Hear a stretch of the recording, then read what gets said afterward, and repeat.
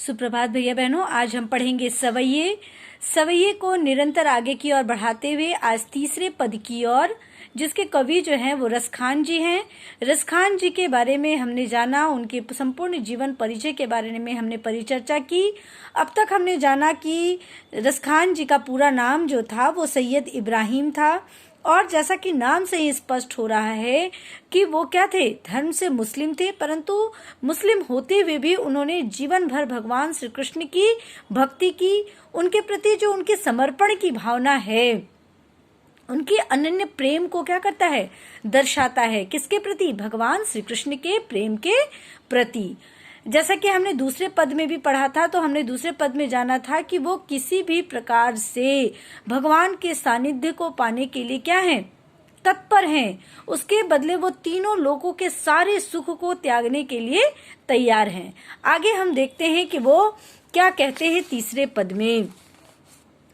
तीसरे पद में वो कहते हैं कि मोर पखा सिर ऊपर ही राखियों, कुंज की माल गरे पहिरोंगी, ओढ़ी पितंबर लय लकुटी बन, गोधन ग्वारणी संग फिरोंगी।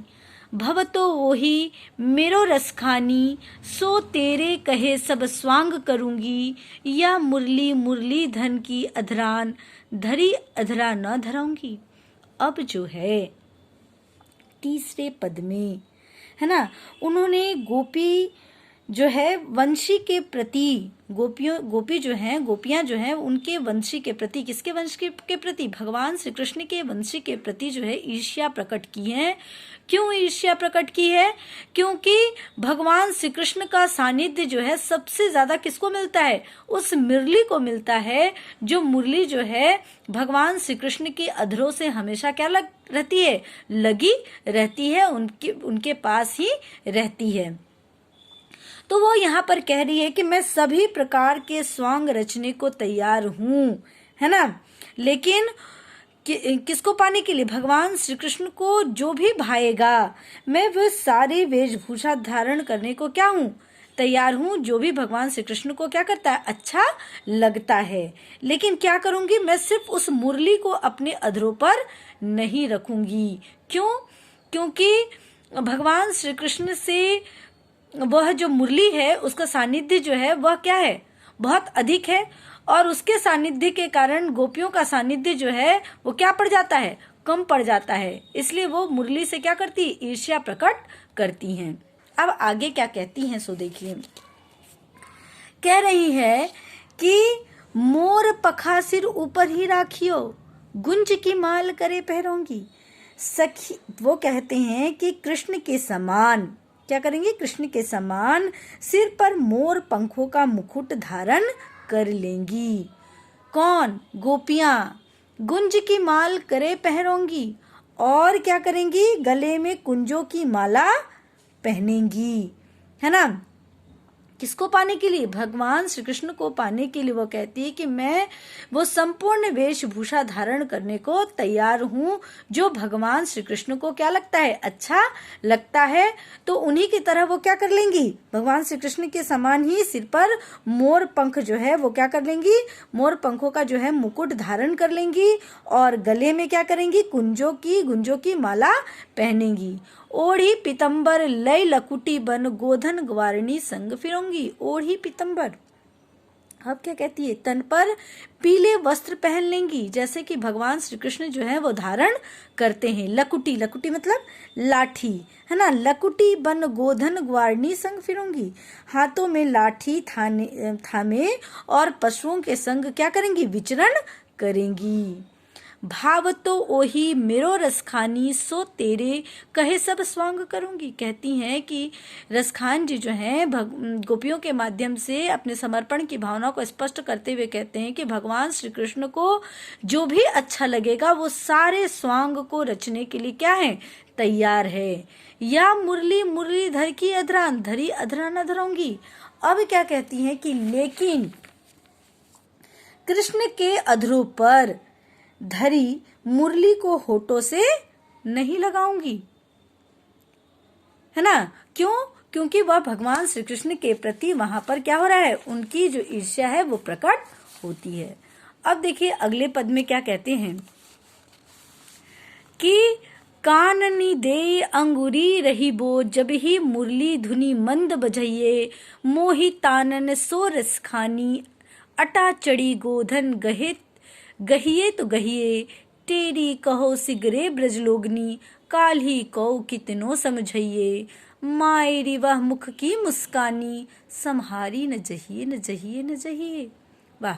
अब वो क्या कहती हैं, जो ये पद है इसमें वो क्या कह रही हैं कि कृष्ण की बंसी जो है उसके धुन से जो मोहित जो गोपियां हैं वो अपनी सखी से कहती हैं कि हे सखी, जब कृष्ण जो हैं धीमे धीमे स्वर में मुरली धनु मंद बजाइए, मुरली धनु मंद बजाएं, यानी मुरली को जब वो क्या करेंगे धीमे धीमे स्वर में बंसी बजाएंगे तो मैं अपने कानों में, कानिनी मतलब कानों में, अंगुरी मतलब उंगली क्या कर दूंगी, उंगली डाल दूंगी, उंगली ले लूंगी, ताकि बंसी का स्वर जो है मुझको बिल्कुल भी सुनाई न दे।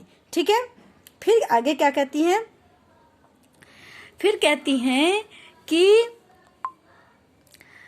मोहिनी तानन सो रस खानी, अटा चढ़ी गोधन गहे तो गहे। फिर कहती हैं कि फिर वह आनंद सागर चाहे, अटा मतलब क्या होता है, कोठा या छत या फिर अट्टालिका जिसको हम कहते हैं, कहती है कि वह आनंद सागर, आनंद सागर किसके लिए, भगवान श्री कृष्ण के लिए कहती हैं कि चाहे वो अट्टालिकाओं में चढ़ चढ़ कर क्या करेंगे, अपने मोहिनी तान बजाए तो क्या करे, बजाता रहे, मोहिनी तानन, मोहिनी तान बजाए तो क्या करे, बजाता रहे, इससे उसको कोई फर्क नहीं पड़ने वाला है।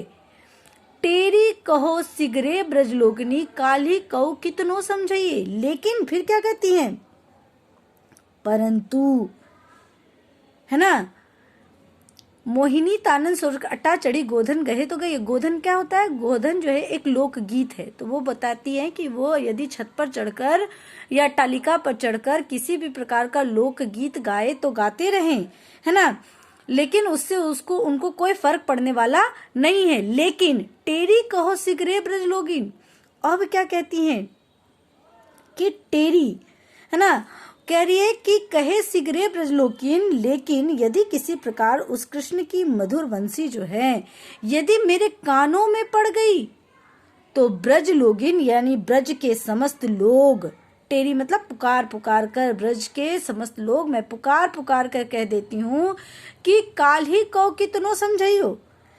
फिर चाहे मुझे कोई कितना भी समझा ले, मैं भगवान श्री कृष्ण के प्रेम से क्या रह सकती हूँ, उस धारा में प्रवाहित होने से अछूते नहीं रह सकती हूँ। कब, यदि मेरे कानों में क्या हो जाए, वो उस मधुर वंशी की आवाज पड़ जाए।